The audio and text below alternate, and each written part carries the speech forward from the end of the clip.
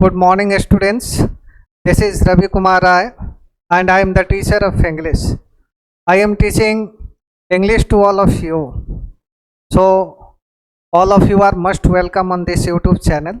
आज मैं एक बहुत इम्पोर्टेंट सेशन शुरू करने वाला हूँ और इस सेशन से हम बहुत सारी चीज़ों को सीख सकते हैं। ये सेशन आप सभी के लिए बहुत ज़्यादा क्रूशियल सेशन होगा। This will be crucial session for each and every persons and who is very eager to learn spoken English। क्योंकि आज हमने जो सेशन शुरू किया है बहुत सोच समझ कर सेशन शुरू किया है।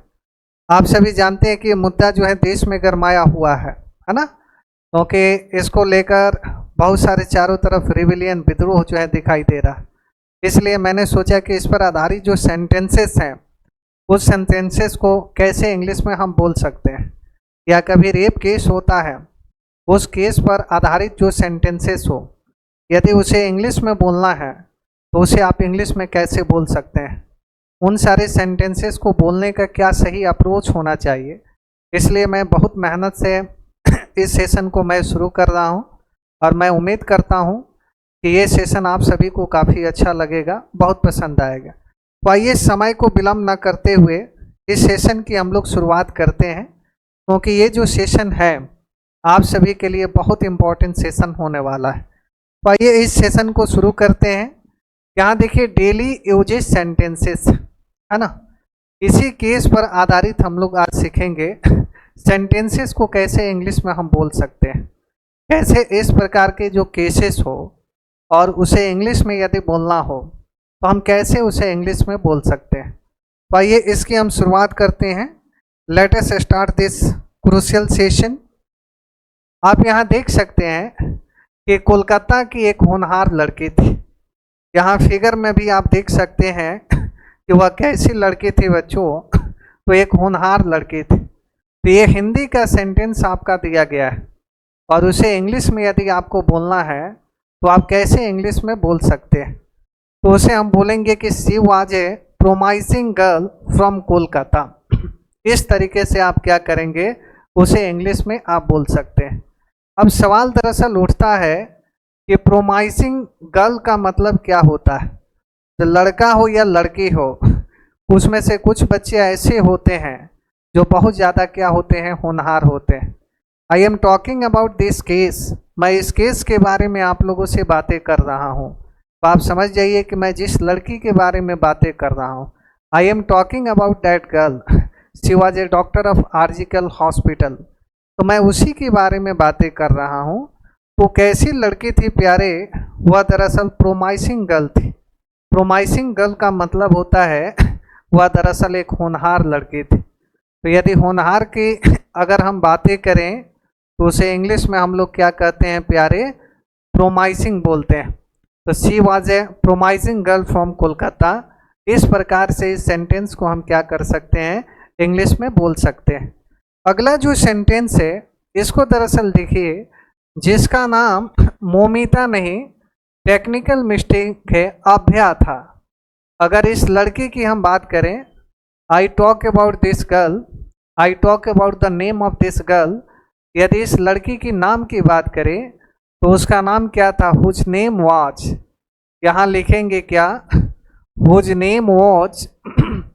हमने कहा उसका नाम अभ्या था, तो उसे दरअसल हम लोग क्या लिखेंगे, अभ्या। तो हुज नेम वाज अभ्या का मतलब हुआ कि मैं जिस लड़की के बारे में बातें कर रहा हूँ उस लड़की का नाम क्या था प्यारे, उसका नाम दरअसल अभ्या था। आगे यदि हम बढ़े तो यहाँ देख सकते हैं कि वह दर्जी पिता की एकलौती संतान थी।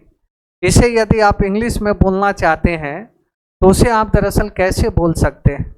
तो यहाँ दरअसल देखिए वह का इंग्लिश क्या होता है बच्चों, सी होता है, और थी का इंग्लिश क्या होता है, वाज। तो ओनली चाइल्ड का मतलब क्या हुआ बच्चों, इसे दरअसल हम लोग एकलौती बोलते हैं, ठीक है। ऑफ अ टेलर, यहाँ दरअसल क्या होगा प्यारे, यहाँ दरअसल आपका फादर होगा।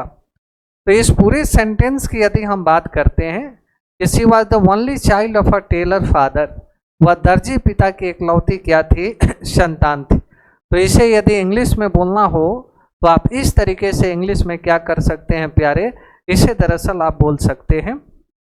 अगले क्वेश्चन, उसके माता पिता ने संघर्ष करके पढ़ाया। ये तो बात सही है, इस दुनिया में कोई ऐसे माता और पिता नहीं है जो अपने बच्चों को जो है संघर्ष नहीं करते हैं पढ़ाने के लिए। हर माता और पिता अपने बच्चों को पढ़ाने के लिए संघर्ष करते हैं, तो इस बात को आपको हमेशा ध्यान में रखना है।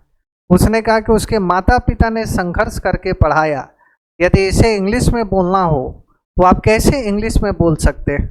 तो इसे यदि इंग्लिश में बोलना हो तो हम बोलेंगे कि her parents a struggle and taught her. अगर इस सेंटेंस को इस तरीके से बोलेंगे तो मैं उम्मीद करता हूँ कि ये सेंटेंस आपको समझ में आ रही होगी। जैसे यहाँ देखिए कि स्ट्रगल का मतलब क्या हुआ बच्चों, संघर्ष किया, एंड टॉट हर का मतलब उसे क्या किया, उसे दरअसल उन्होंने पढ़ाया।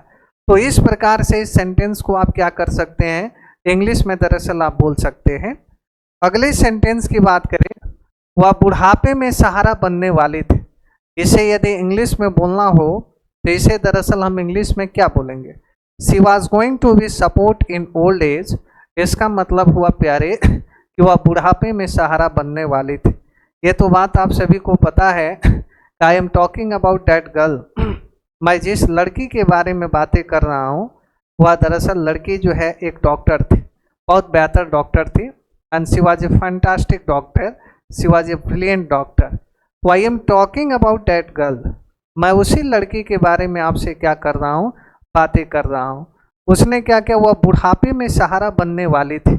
इसे यदि इंग्लिश में आपको बोलना हो तो आप इंग्लिश में कैसे बोल सकते हैं, she was going to be support in old age, है ना।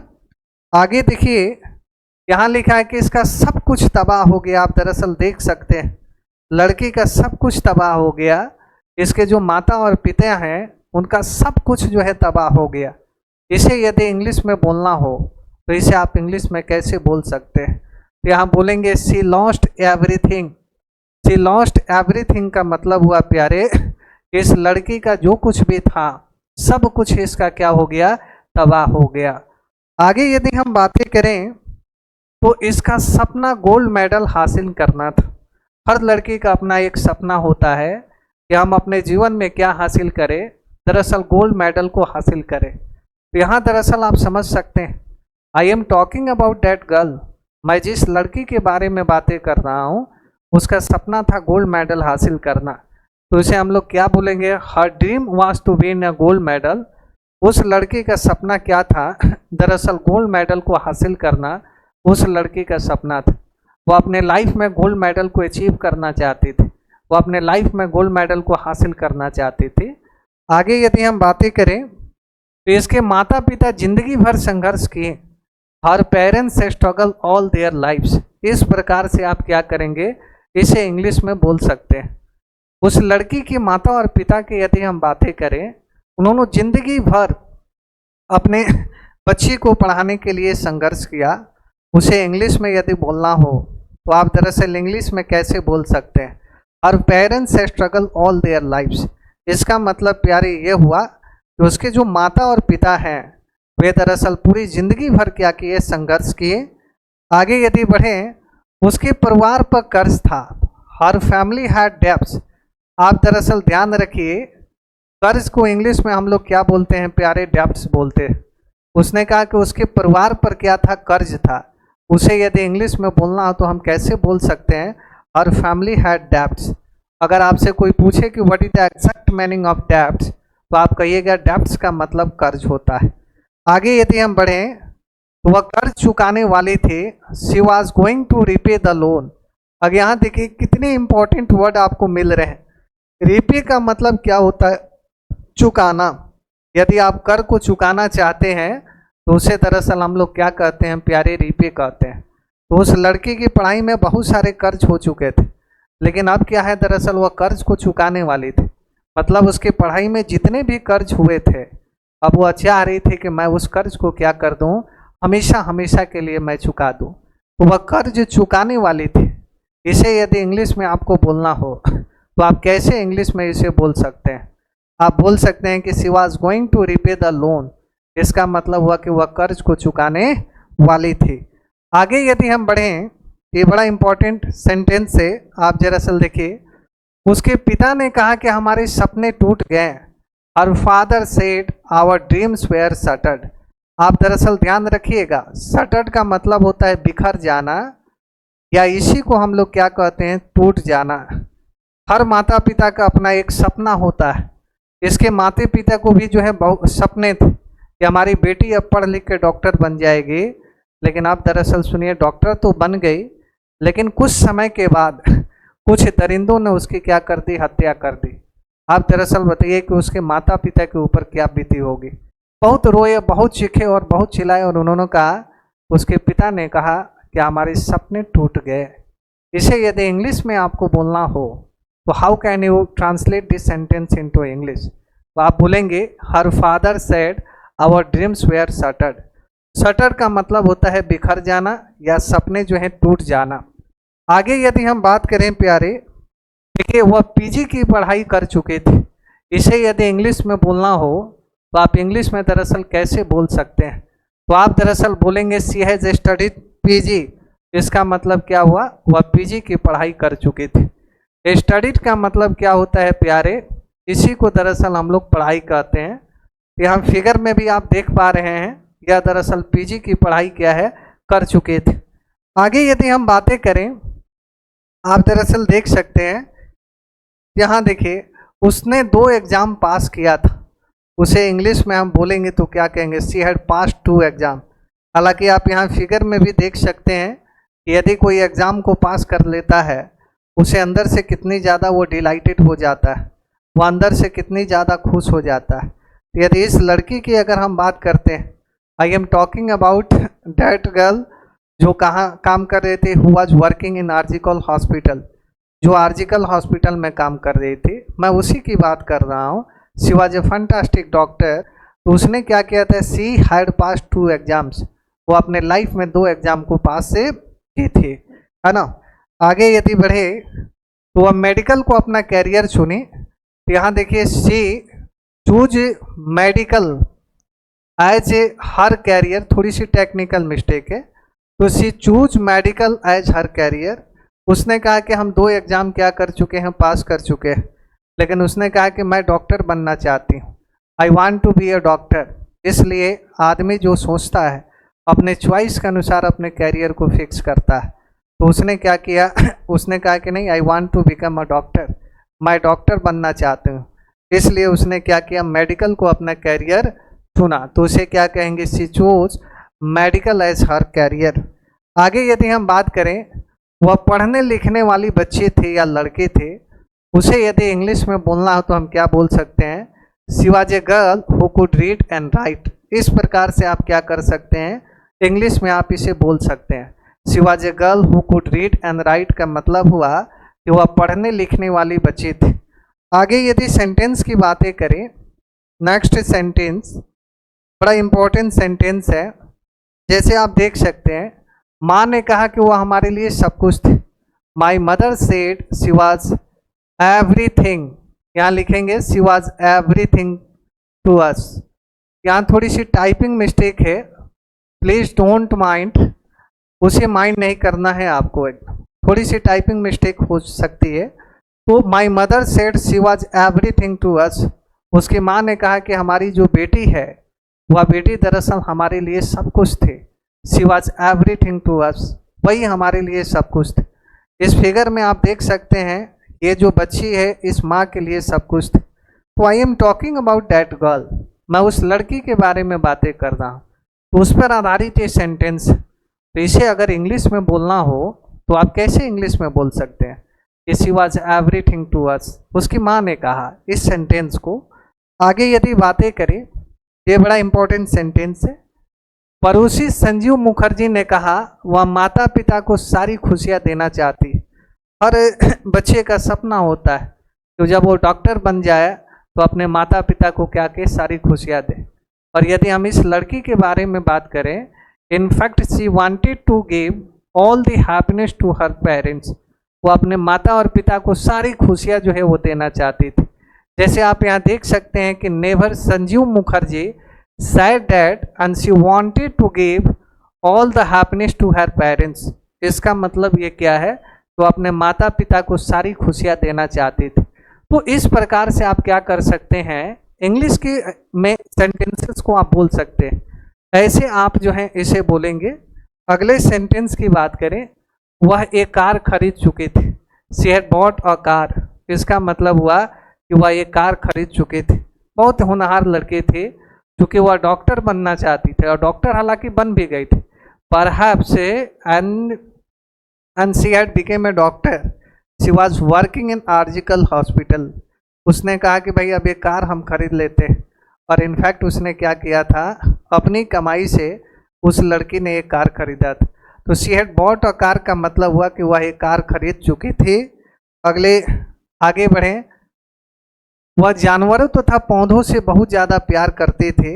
यहाँ फिगर में आप देख सकते हैं, ये जितने भी एनिमल्स और पौधे हैं उससे वो जो है बहुत ज़्यादा क्या करते थे, बहुत ज़्यादा प्यार करते थे। इसे यदि इंग्लिश में बोलना हो तो आप कैसे इंग्लिश में इन सेंटेंसेस को बोल सकते हैं, उसे बोलेंगे she love animals and plants. Animals का मतलब क्या होता है प्यारे, इसका मतलब होता है जानवर, और प्लांट्स का मतलब क्या होता है प्यारे, इसका मतलब होता है पौधे। क्या होता है इसका मतलब, पौधे होता है। तो दरअसल क्या है, she love animals and plants. वह जानवरों से भी बहुत ज़्यादा प्यार करती थी एंड पौधों से भी बहुत ज़्यादा प्यार करती थी। तो इस प्रकार के सेंटेंसेस को यदि इंग्लिश में बोलना हो तो आप कैसे इंग्लिश में बोल सकते हैं। She love animals and plants का मतलब हुआ वह जानवरों तथा पौधों से प्यार करती थी। आगे यदि हम बढ़ें, वह पढ़ाई को लेकर सो भी नहीं पाती थी। She could not even sleep होगा यहाँ पर, even sleep because of her studies. आपको एक बात मैं बता देता हूँ, अगर आप जीवन में डॉक्टर बनना चाहते हैं तो इस बात को आप हमेशा ध्यान में रखिएगा।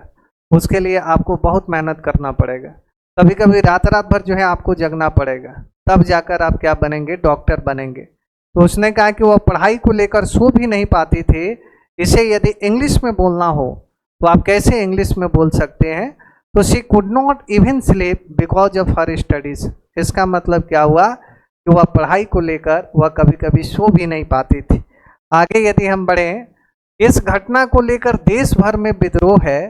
उसे इंग्लिश में बोलना होगा there is rebellion across the country. ठीक है ना, there is rebellion across the country, है ना। तो इसका मतलब हुआ कि इस टू टेक, यहाँ पर आप लिख सकते हैं across the country, to take this incidents, to take this incident. आप जानते हैं कि इंसिडेंट का मतलब क्या होता है।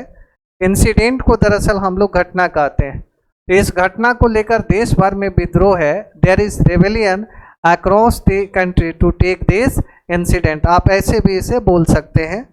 अगले बड़े, राज्यसभा सांसद सुखेंदु शेखर ने इस केस को सीबीआई के हवाले सौंपा।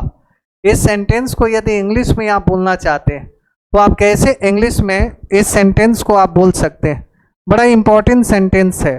जैसे आप देख सकते हैं कि this case has been handed over to CBI. यहाँ पर मिस्टेक हो गया है। तो इस प्रकार से इस सेंटेंस को आप क्या कर सकते हैं, इंग्लिश में बोल सकते हैं। ठीक है, हैंडेड ओवर का मतलब क्या है, इसका यूज होता है, ये दरअसल फ्रेज है और इसका मतलब क्या होता है प्यारे, सौंपना। जैसे मान लीजिए कोई केस है, यदि उसको आप सौंपते हैं, जैसे यहाँ पर आप देख सकते हैं कि ये जो केस है सीबीआई को हवाले सौंपा है, तो सौंपना के इंग्लिश क्या होता है, हैंडेड ओवर कहते हैं। जब किसी केस को किसी दूसरे के हवाले हम सौंपते हैं तो वहाँ पर हम क्या यूज़ करते हैं, हैंडेड ओवर का यूज़ करते हैं। मैं उम्मीद करता हूँ कि ये समझ में आपको आ रहा होगा। तो हैंडेड ओवर का मतलब क्या है, उसे दरअसल हम लोग सौंपना कहते हैं, है ना। आगे यदि बढ़े, यह घटना 14 अगस्त को हुई थी। यहाँ लिखेंगे दिस इंसिडेंट हैपन, यहाँ होगा ऑन 14 अगस्त। मतलब मैं जिसकी बात कर रहा हूँ वह दरअसल कब हुआ था, 14 अगस्त को ये घटना हुई थी। और आप यहाँ देख सकते हैं कि इस घटना को लेकर पूरे देश भर में क्या है, रिबेलियन शुरू हो गया। पूरे देश भर में विद्रोह आपका शुरू हो गया।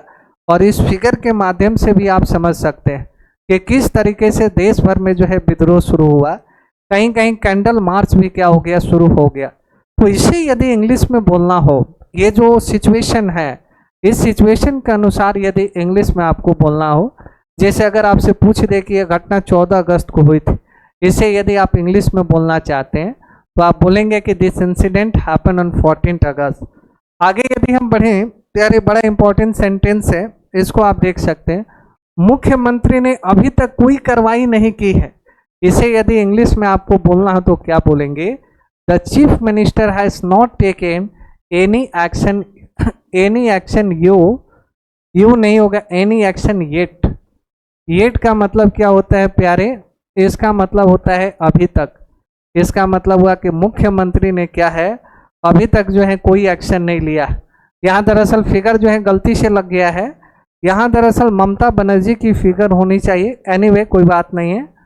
तो ये आप समझ लें कि ममता बनर्जी वहाँ की क्या है, मुख्यमंत्री है, उसने अभी तक कोई एक्शन इस केस को लेकर नहीं किया। तो अगर हम येट की अगर बात करते हैं तो उसे दरअसल हम लोग क्या कहते हैं, अभी तक बोलते हैं।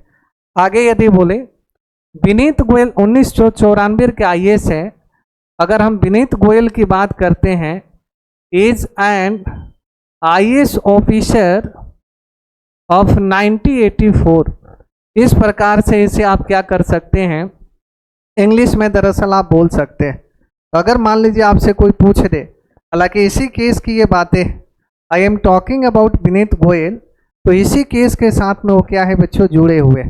वह दरअसल 1994 बैच के क्या है, वो आईएएस। तो Vineet Goyal is an IAS officer of 1984, उन्होंने भी अभी तक कोई एक्शन नहीं लिया। आगे यदि हम बढ़े, आप देख सकते हैं, तो यहाँ देखिए ये ममता के काफ़ी करीबी है, तो इसे क्या बोलेंगे इंग्लिश में? This is very close to ममता। आप दरअसल देख सकते हैं इसी प्रकार से आप इस प्रकार के जो सेंटेंसेस हैं उसे दरअसल आप इंग्लिश में क्या कर सकते हैं, बोल सकते हैं। ये है दरअसल ममता बनर्जी है, इसी के जो है ये काफ़ी करीब है। और आप सभी को पता है कि मंत्री के करीब अगर कोई ऑफिसर हो तो आप जरा समझ सकते हैं, है ना, तो उसका कितना रेस्पेक्ट किया जाता है ना, हर गलत काम भी के लिए भी उसे रेस्पेक्ट किया जाता है। आगे यदि हम बातें करें, देख सकते हैं देश के लोगों ने न्याय की मांग की है, इसे यदि इंग्लिश में बोलना हो तो हम बोलेंगे the people of the country, यहाँ लिखेंगे हैव डिमांडेड जस्टिस। इसका मतलब पूरे देश के जो लोग हैं, इन सारे लोगों ने क्या किया है, न्याय की डिमांड की है। और न्याय को इंग्लिश में हम लोग क्या बोलते हैं प्यारे, उसे दरअसल जस्टिस बोलते हैं। ऐसे केस में न्याय मिलना जरूरी हो जाता है। ये सेंटेंस जो है ये गलत हो गया है, इसे दरअसल हम लिखेंगे कि सच अ केस इट बिकम्स जरूरी का क्या हो जाता है, कंपल्सरी लिख सकते हैं, कंपल्सरी टू गेट जस्टिस। इसका मतलब प्यारे हुआ कि ऐसे केस में न्याय मिलना जरूरी हो जाता है। उसे यदि इंग्लिश में बोलना हो तो उसे हम इंग्लिश में कैसे बोल सकते हैं, in such a case it becomes compulsory to get justice. आगे यदि हम बात करें भगवान इसकी आत्मा को शांति दे, तो यहाँ लिखेंगे मे हर सोल रेस्ट इन पीस। अगर इस तरीके से हम लिख देंगे तो इसका मतलब हुआ कि भगवान इसकी आत्मा को क्या करे, शांति दे। मे हर सोल रेस्ट इन पीस। अगर इस सेंटेंस को यदि हम बोलते हैं तो इसका मतलब होता है कि भगवान इसकी आत्मा को क्या करें, शांति दे, है ना। अगली स्लाइड की तरफ हम बढ़ते हैं। अगला जो है दोषियों को कड़ी से कड़ी सजा मिलनी चाहिए, उसे यदि इंग्लिश में बोलना हो तो उसे दरअसल आप इंग्लिश में कैसे बोल सकते हैं, बड़े आराम से, बड़े कंफर्टेबली उसे दरअसल आप इंग्लिश में बोल सकते हैं। जैसे देखो यहाँ the culprit should be given the harshest punishment का मतलब होता है कड़ी से कड़ी सजा मिलना। तो अगर आपसे कोई पूछे कि what is the exact meaning of harshest, तो आप दरअसल बोलिएगा कि उसे हम कड़ी से कड़ी बोलते हैं। तो अगर किसी को कड़ी से कड़ी सजा मिल जाए और उसे यदि इंग्लिश में बोलना हो तो आप कैसे इंग्लिश में बोल सकते हैं, उसे आप बोलेंगे द हार्शिट पनिशमेंट। हार्शिट पनिशमेंट का मतलब हुआ कि किसी भी व्यक्ति को यदि कड़ी से कड़ी सजा अगर दी जाती है तो उसे दरअसल हम क्या बोलते हैं प्यारे, उसे हार्शिट पनिशमेंट कहते हैं। और ऐसे लोगों को वास्तव में क्या होना चाहिए, इनफैक्ट कड़ी से कड़ी क्या मिलनी चाहिए सजा मिलनी चाहिए। आप देख सकते हो इस तरीके की भी सजा मिलनी चाहिए, एकदम कड़ी से कड़ी सजा मिलनी चाहिए, ताकि इन सब को एक शौक मिले और इस तरीके के जो केसेस को अंजाम दे रहे हैं, आई थिंक वो उस तरीके के केसेस को अंजाम ना दे। मैं उम्मीद करता हूँ कि ये वीडियो आप सभी को काफ़ी अच्छा लगेगा। समय जो है बहुत ज़्यादा लेंदी हो गया है, इसलिए मैंने सोचा कि I should pause this video here. और मैं उम्मीद करता हूँ कि आप लोग लाइक शेयर और सब्सक्राइब जरूर करेंगे। तब तक के लिए धन्यवाद, थैंक यू वेरी मच। लेकिन हाँ, एक बात और मैं आपसे कह देना चाहता हूँ कि इस वीडियो को आप पूरा वीडियो आप देखिए, मैं उम्मीद करता हूँ कि आपको काफ़ी अच्छा लगेगा। और जब अच्छा लगे यार, तभी तो लाइक और शेयर और सब्सक्राइब करना है। चलिए मिलते हैं मैं नेक्स्ट वीडियो के साथ। I must meet to all of you with my next video.